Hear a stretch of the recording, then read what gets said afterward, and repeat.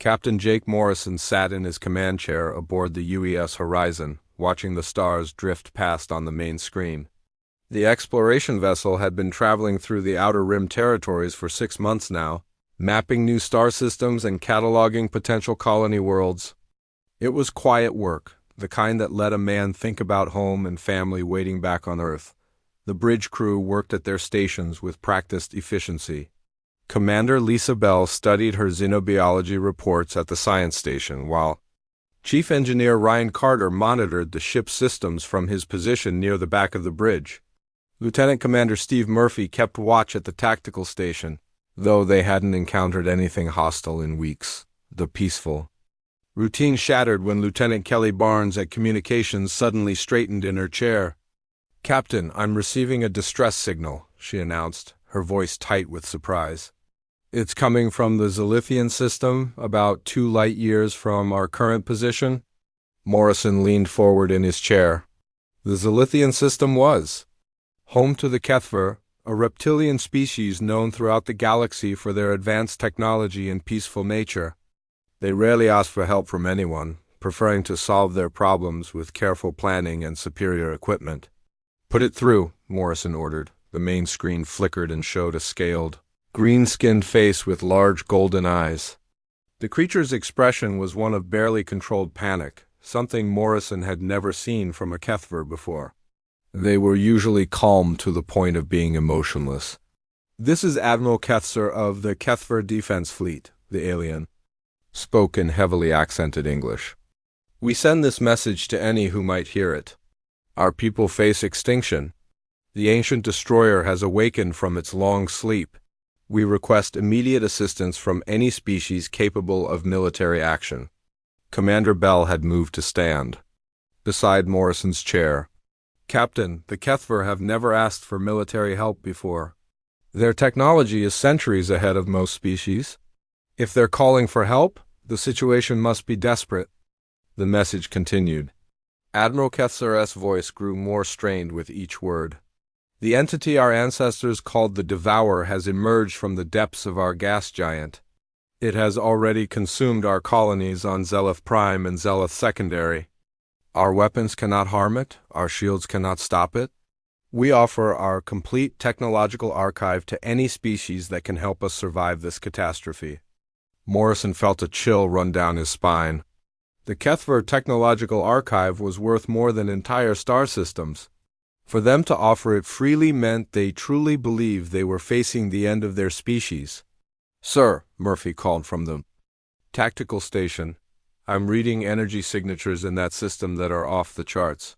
Whatever they're dealing with, it's putting out more power than a small star." Dr. Amy Foster, the ship's cultural anthropologist, had arrived on the bridge during the message. She moved to stand near the captain's chair, her face pale. "Captain, I've studied Kethver history extensively. The Devourer is mentioned in their oldest religious texts. They describe it as a god of destruction that sleeps in the void between worlds. Their entire civilization was built around the concept of staying quiet and small to avoid waking it." The message from Admiral Kethzer ended with coordinates and a desperate plea for any ship in the area to respond immediately. The screen went dark, leaving the bridge crew in stunned silence. Morrison stood and walked to the main view screen, staring out at the stars. His orders were clear. The Horizon was an exploration vessel, not a warship. They were supposed to avoid military conflicts and focus on peaceful contact with new species. But the distress call had stirred something deep in his chest. The same feeling he'd had as a young officer when he'd first sworn to protect humanity and its allies. "Bell, what do we know about this creature they're talking about?" he asked. The xenobiologist consulted her datapad. "Very little, sir. Most of what we have comes from Kethver mythology rather than scientific observation. They describe it as massive, nearly indestructible, and capable of consuming entire planets. According to their legends, it last appeared over 3 million years ago." Carter spoke up from his station. "Captain, based on the energy readings Murphy is detecting, whatever this thing is, it's real and it's active. The Kethver weren't exaggerating about its power levels. Morrison walked back to his chair, his mind racing. The Horizon carried a crew of 300 humans, all volunteers who had signed up for the dangers of deep space exploration. They had advanced weapons and shields, but nothing that could match the firepower of a full military vessel. "Sir," Murphy said quietly, "the Kethver helped us establish our first colony in the Centauri system. They shared their agricultural technology when our crops failed in the second year. Without them, we would have lost 50,000 colonists." The captain nodded slowly. He remembered reading about that crisis in the academy. The Kethver had asked for nothing in return, simply offering their help because it was the right thing to do. "Barnes, open a channel to Earth Command," Morrison ordered. "Priority 1. The communications officer worked at her station for several minutes before shaking her head. "Sir, we're too far out for real-time communication. Any message will take 4 days to reach Earth and another 4 for a response." Morrison looked around the bridge at his crew. These were good people, skilled professionals who had volunteered for the dangers of exploration. They deserved to know what he was thinking. People, the Kethver are allies. They've helped humanity when we needed it most. Now they're facing extinction, and we might be the only ship close enough to help. He paused, meeting each crew member's eyes. "Our orders are to avoid military engagement, but sometimes orders and duty don't align perfectly." Commander Bell stepped forward. "Captain, what are you thinking?" Morrison straightened his shoulders and looked at the star chart showing the Zilithian system. "I'm thinking that humanity didn't get where we are by ignoring cries for help. Set course for the Zilithian system, maximum warp." The bridge crew exchanged glances before moving to their stations with renewed purpose. Murphy began plotting the fastest route while Carter prepared the engines for emergency speed. Barnes opened communication channels to send their own message to the Kethver fleet. As the Horizon changed course and accelerated toward the crisis, Morrison felt the weight of command settle on his shoulders. They were heading into a situation that had already defeated one of the galaxy's most advanced civilizations. But they were human, and humans had a long history of finding ways to survive impossible situations. The stars shifted on the main screen as the ship jumped to warp speed, carrying its crew toward whatever ancient horror had awakened in the Zilithian system. The Horizon dropped out of warp at the edge of the Zilithian system, and the crew immediately understood why the Kethver had sounded so desperate. The main screen showed chaos on a scale that defied imagination. Massive orbital stations hung in space around the Kethver homeworld, each one packed with millions of refugees fleeing from the outer colonies. Military vessels darted between the stations like angry insects, their formations tight with desperation. Captain Morrison stood on the bridge watching the scene unfold before them. Debris fields marked the locations where entire worlds had once existed. The gas giant Zelith Major, normally a beautiful blue and green swirl of atmospheric gases, now showed massive scars across its surface where something had torn through its outer layers. "My God," whispered Commander Bell from her station. "The destruction is incredible. Whatever did this has power beyond anything we've encountered." Lieutenant Barnes worked frantically at her communications console. "Captain, I'm receiving dozens of distress signals from Kethver vessels. They're reporting massive casualties and requesting emergency evacuation support. Their entire defensive fleet is falling back to the homeworld." The tactical display showed the scope of the disaster. 2 entire star systems had gone dark, their planets reduced to scattered asteroids. The Kethver had built their civilization across 7 worlds, and now only 3 remained intact. Billions of their people had died in a matter of days. "Sir," Murphy called from tactical, "I'm detecting movement near the gas giant. Something big is emerging from the upper atmosphere." Morrison felt his blood run cold as the main screen focused on the gas giant's surface. At first it looked like a storm system, a massive swirl of clouds and atmospheric disturbance. Then the clouds parted, and the crew of the Horizon saw their enemy for the first time. The creature that emerged defied every law of physics Morrison thought he knew. It stretched over 200 kilometers from end to end, its translucent body pulsing, with patterns of blue and green light that seemed to flow like liquid electricity.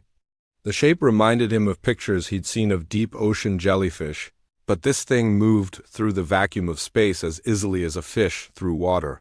"It's beautiful," Belle breathed, her scientific mind fascinated despite the horror of the situation.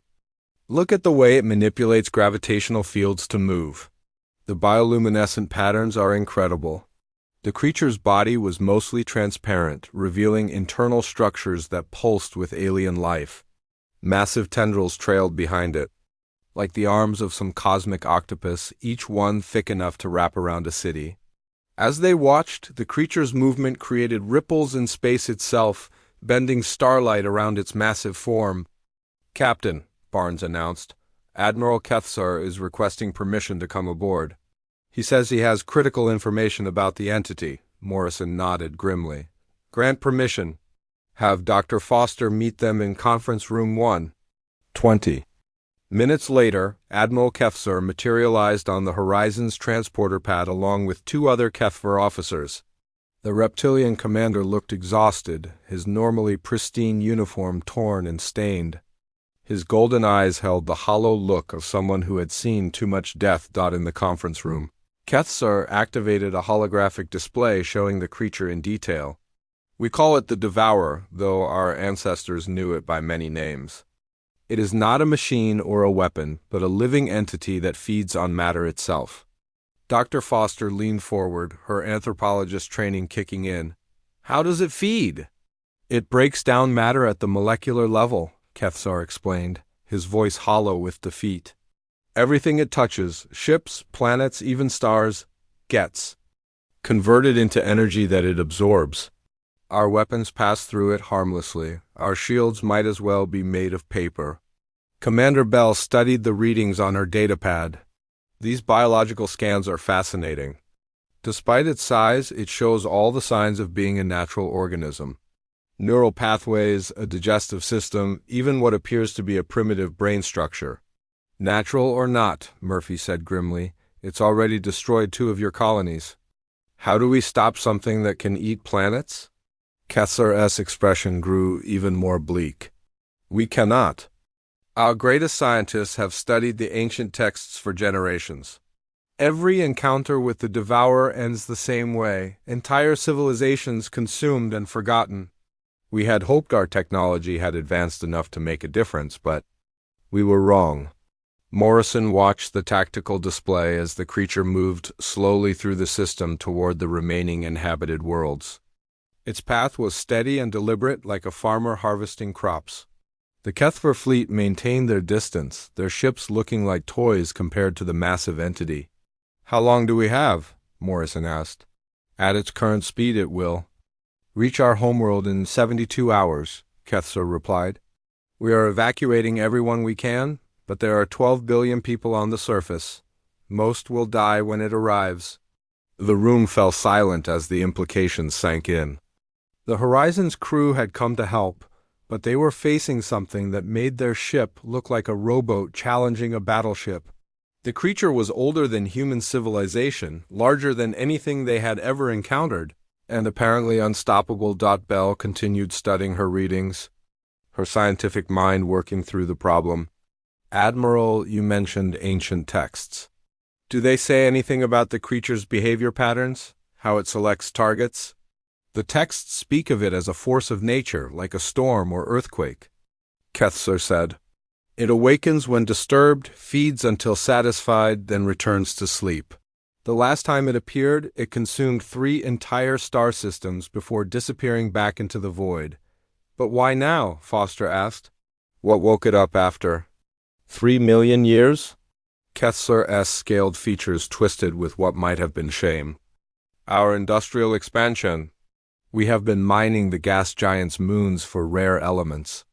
Our scientists believe the vibrations and energy emissions finally reached a threshold that disturbed its hibernation." Morrison walked to the viewport and stared out at the massive creature floating in the distance. Its tentacles moved with hypnotic grace, and the light patterns on its skin created an almost mesmerizing display. He could understand why primitive civilizations might worship such a being as a god. "Captain," Belle said suddenly, her voice filled with excitement, "I need to run some additional scans. There's something about this creature that doesn't match the Kethver descriptions." "What do you mean? It's not attacking randomly. Look at its movement patterns. It's following specific energy signatures. And these biological readings suggest it's not just feeding for destruction's sake. It's feeding because it's hungry." Murphy frowned. "What's the difference?" Belle turned to face the room, her eyes bright with possibility. "The difference is that hungry things can be dealt with. We just need to understand what we're really facing." As if summoned by her words, the creature on the main screen suddenly changed direction, its massive form turning toward the horizon with what seemed like curiosity. The bioluminescent patterns on its skin shifted to new colors, pulsing and complex. Sequences that almost looked like communication. Morrison felt a chill run down his spine as the ancient entity focused its attention on their small human ship. After 3 million years of sleep, something had finally caught the Devourer's interest. "Red alert," Morrison commanded. "All hands to battle stations. Whatever happens next, we're humanity's first line of defense." The bridge erupted into controlled chaos as the crew prepared for contact with something that had destroyed civilizations before humans had even learned to make fire.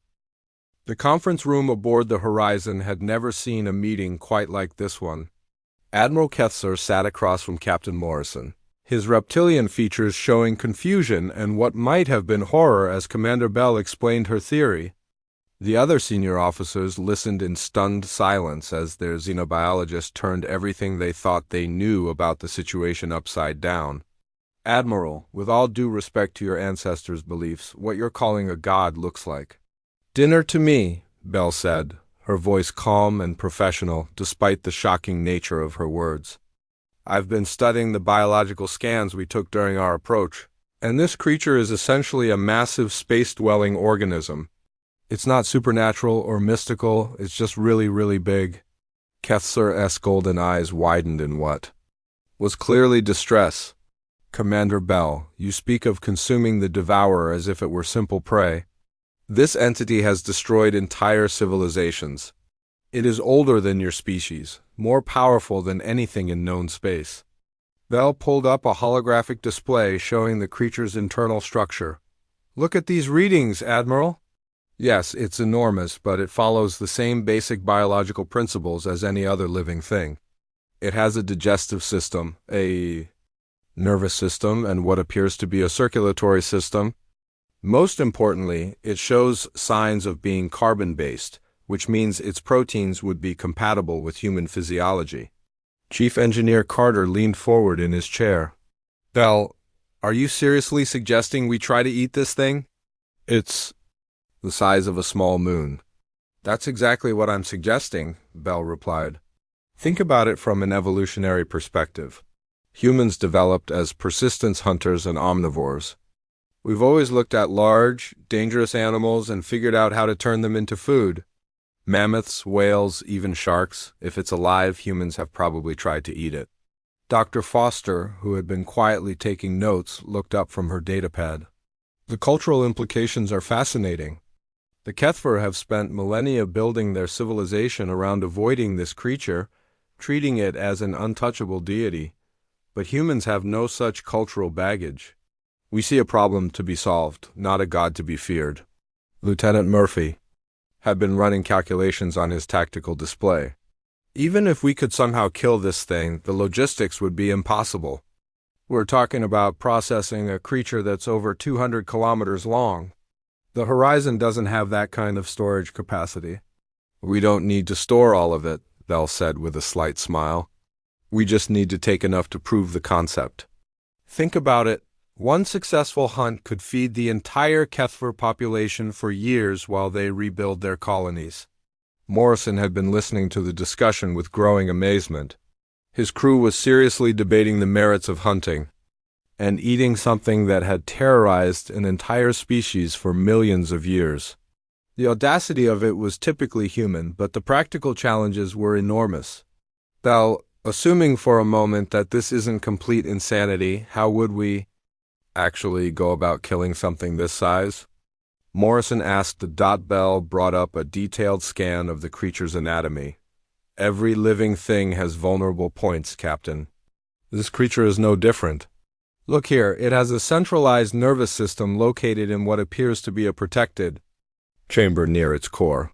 If we could reach that, we could effectively shut down its higher functions. Carter studied the readings with the eye of an engineer. The problem is getting close enough. Our weapons would need to penetrate what looks like several kilometers of dense tissue.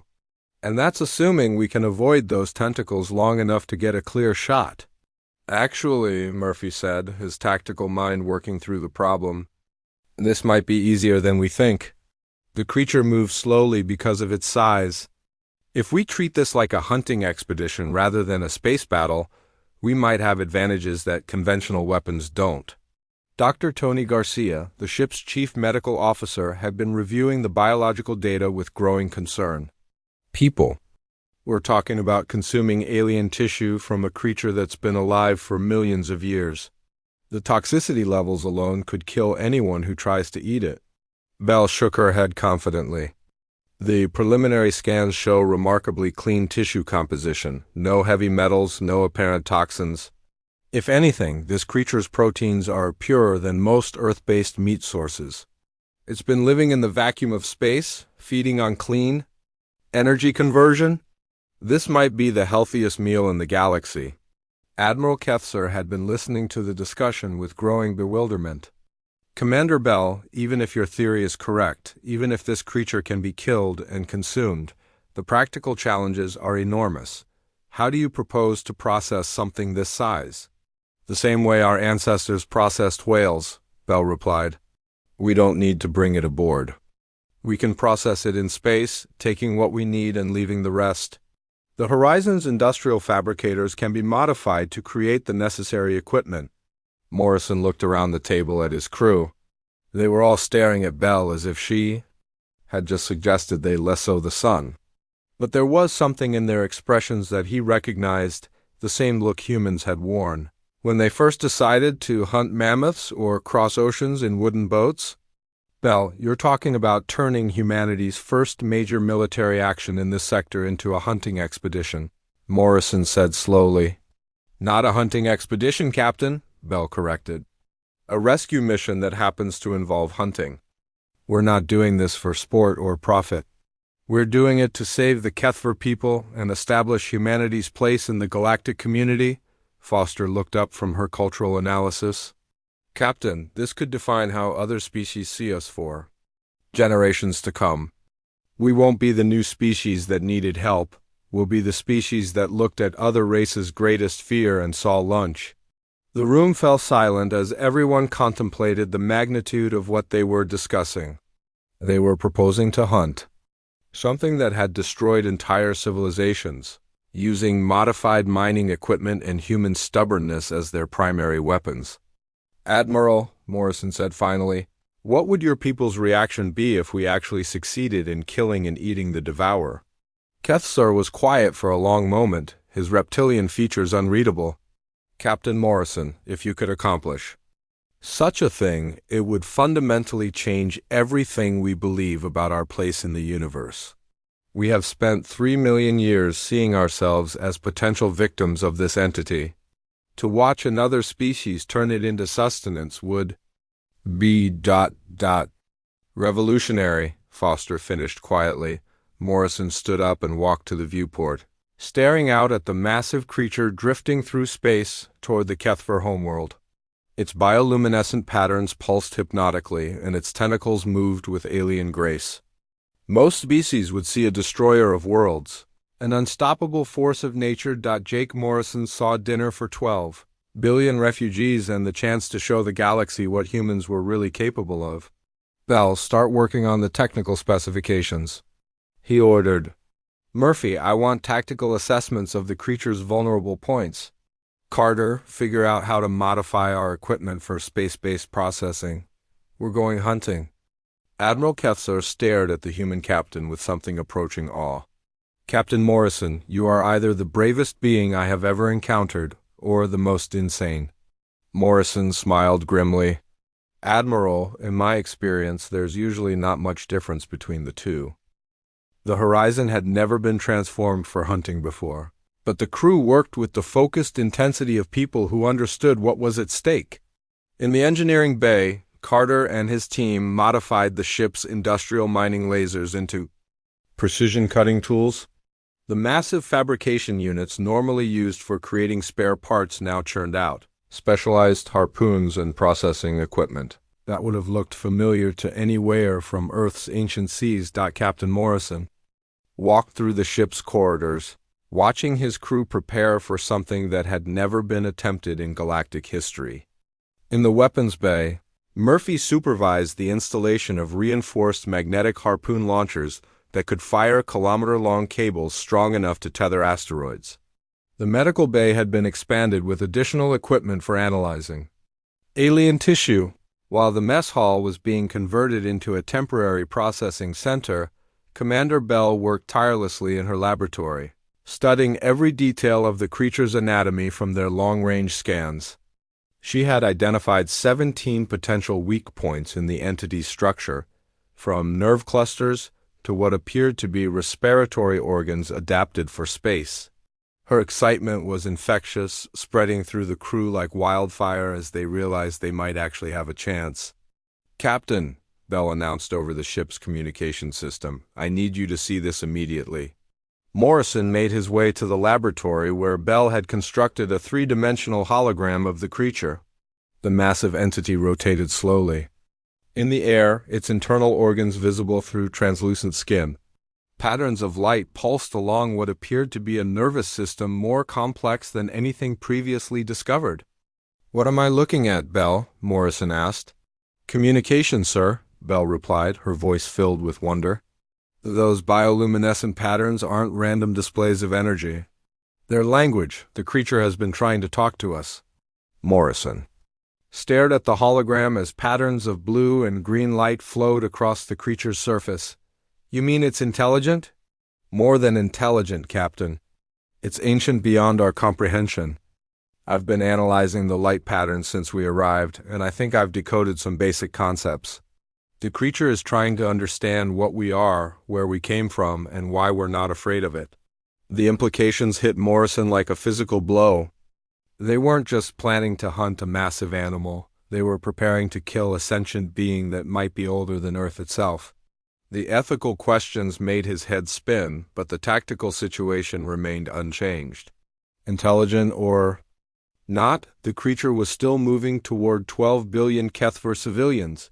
"Bell, does its intelligence change our situation?"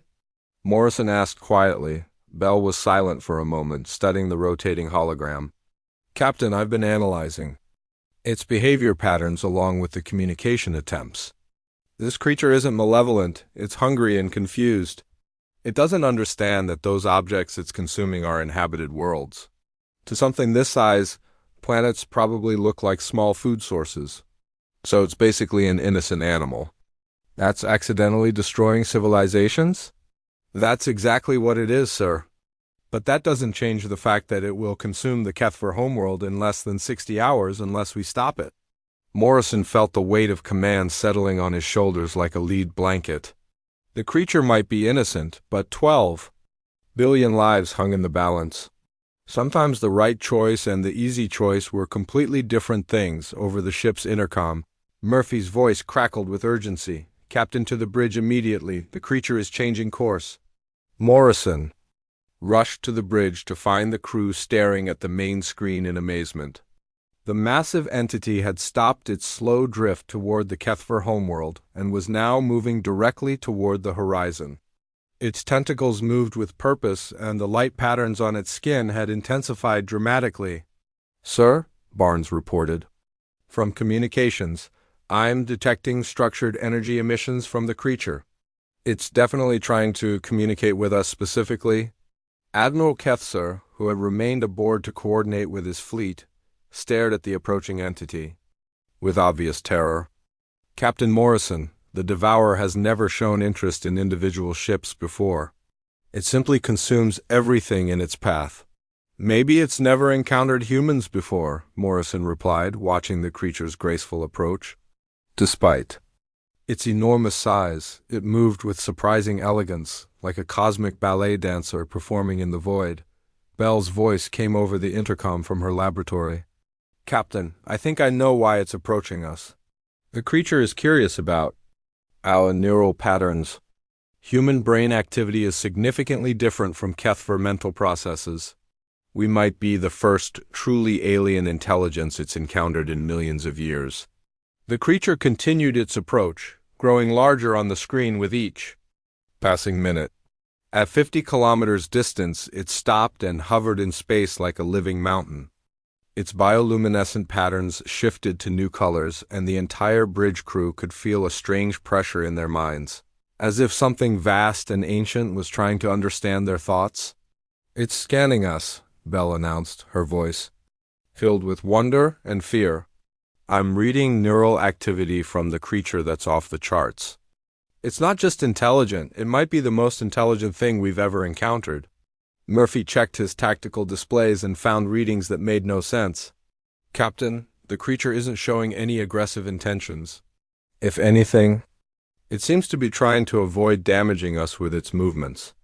Morrison made a decision that would change the course of galactic history. Open a channel on all frequencies.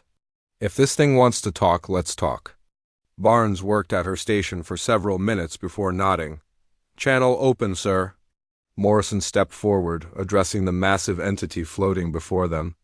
This is Captain Jake Morrison of the human vessel Horizon. We received a distress call from our allies, the Kethver people. We're here to help them. The creature's response was immediate and overwhelming. Patterns of light erupted across its surface in complex sequences that made the bridge crew's eyes water. When the display faded, Belle's voice came over the intercom. Shaking with excitement, Captain, it understood every word. It's responding in mathematical concepts and basic images. It's trying to tell us something about the Kethver worlds it consumed. What is it saying? It didn't know they were inhabited, sir. The creature feeds on energy patterns, not solid matter. It was consuming the planetary cores for their energy output and didn't realize there were small life forms on the surfaces. Morrison felt a mix of relief and renewed urgency. The creature was innocent of intentional genocide, but that didn't help the billions who had already died or the billions more still in danger. Belle, can you ask it to stop moving toward the Kethver homeworld? Several minutes passed as Belle worked to translate the request into mathematical concepts the creature could understand. When she finally transmitted the message, the creature's response was immediate.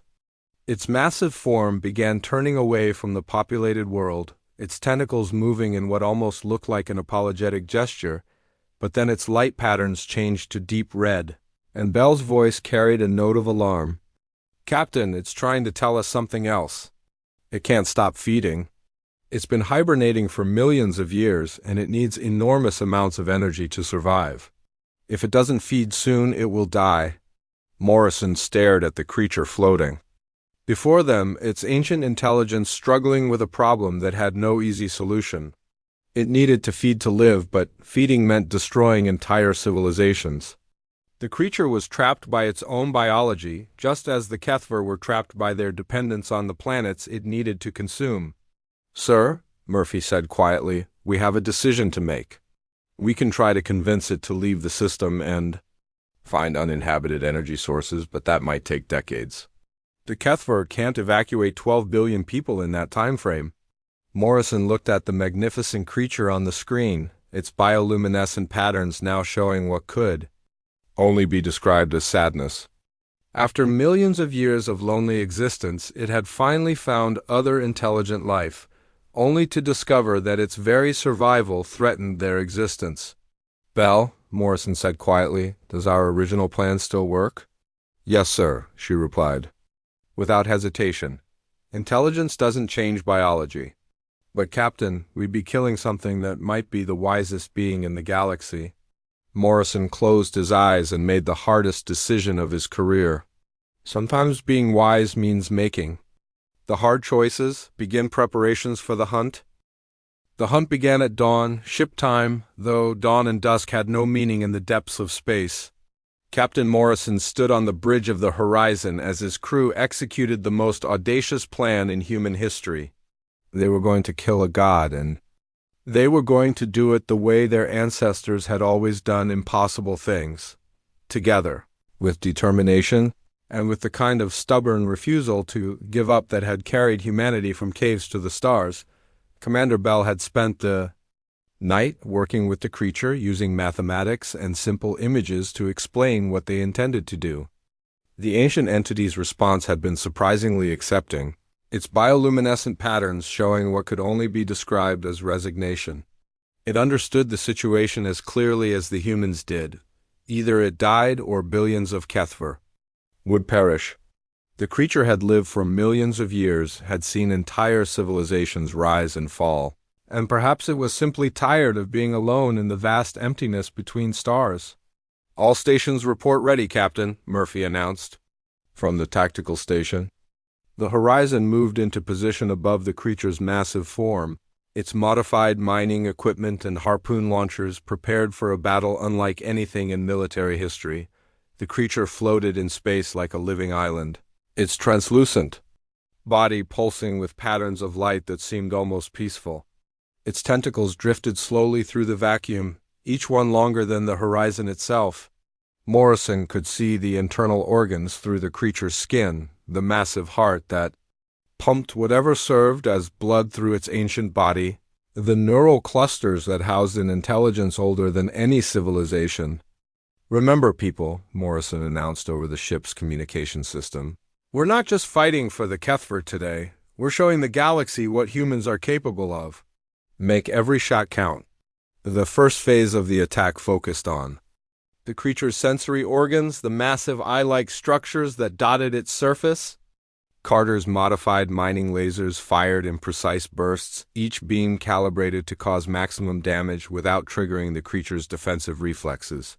The ancient entity shuddered as the lasers found their marks, its bioluminescent patterns shifting to darker colors. Murphy coordinated the harpoon assault with the precision of a master tactician.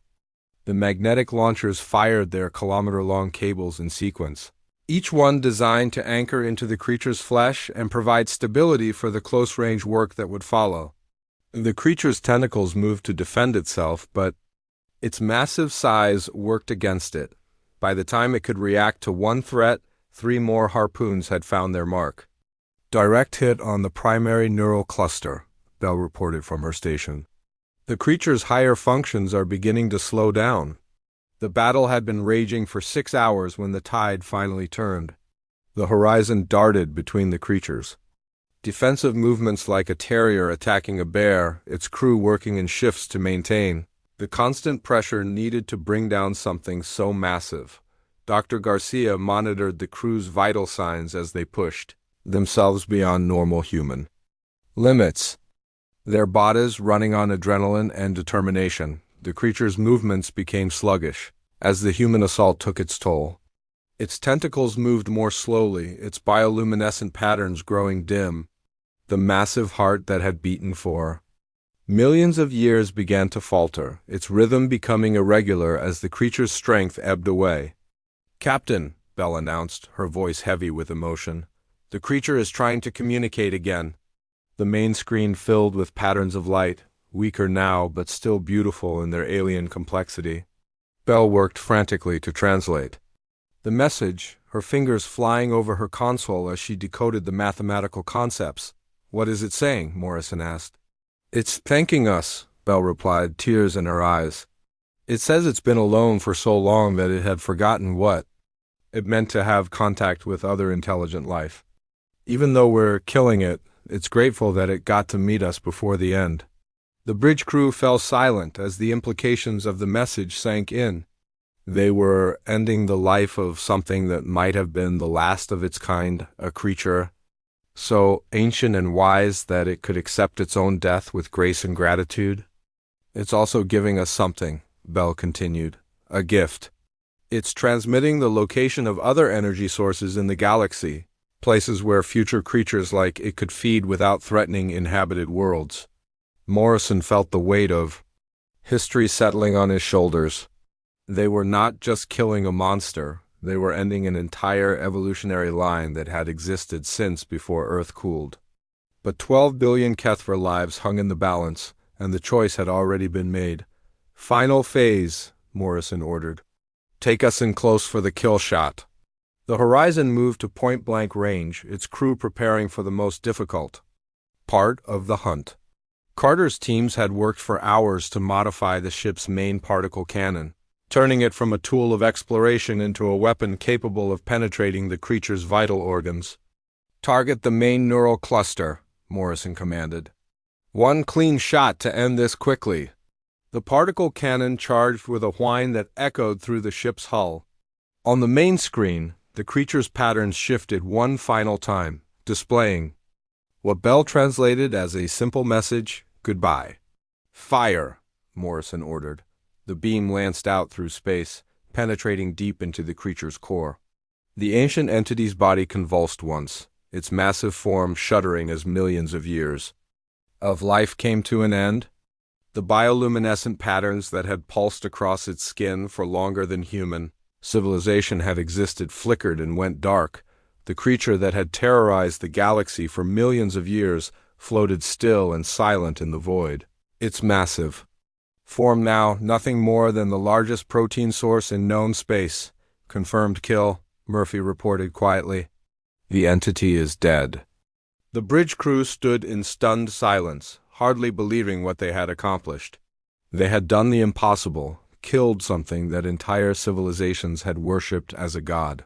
But the victory felt hollow, tainted by the knowledge that they had ended something irreplaceable. "Sir," Barnes announced from communications, "I'm receiving messages from the Kethver fleet. Admiral Kethser is requesting permission to approach." Morrison nodded wearily. "Grant permission." "And Barnes, send a message to the fleet. The threat is ended. Their people are safe." As the Kethver ships approached the massive corpse floating in space, Morrison realized that everything had changed. Humanity had just announced its presence on the galactic stage in the most dramatic way possible. They had looked at other species' greatest fear and turned it into dinner. "Bell," Morrison said quietly, "begin processing operations. Let's show the galaxy what humans do with our food." Commander Bell nodded and activated the ship's industrial systems.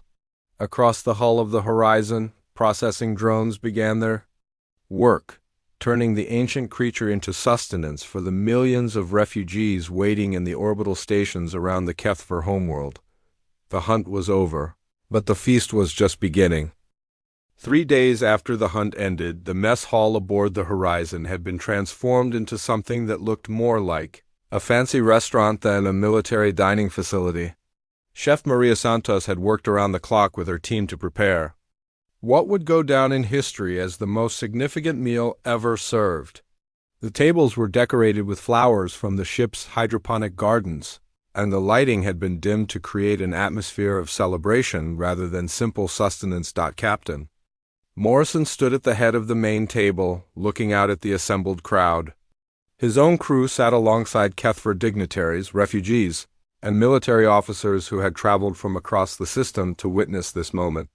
Admiral Kethser sat to Morrison's right, his reptilian features showing a mixture of curiosity and barely concealed nervousness about what they were about to do.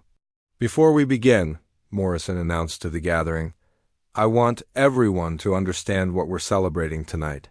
We're not just eating a meal, we're marking the moment when two species learn that cooperation and different perspectives can overcome any challenge." Commander Bell had spent the past 3 days analyzing every portion of the creature's flesh that the processing teams had harvested. Her reports confirmed what she had predicted. The meat was not only safe for consumption by both humans and Kethver, but it was extraordinarily nutritious. The proteins were purer than anything found in nature, and the energy content was remarkable. "The creature we harvested yesterday has provided enough food to sustain the entire Kethver refugee population for 6 months while they rebuild their colonies," Bell explained to the gathered diners. "We've also preserved samples for scientific study and potential trade with other species throughout the galaxy." Chef Santos began bringing out the dishes she had prepared, each one representing a different cooking style and cultural tradition. There were steaks grilled in the traditional human style, seasoned with herbs from Earth. There were delicate preparations that honored Kethver culinary traditions, using spices and techniques that Admiral Kethzer had personally recommended.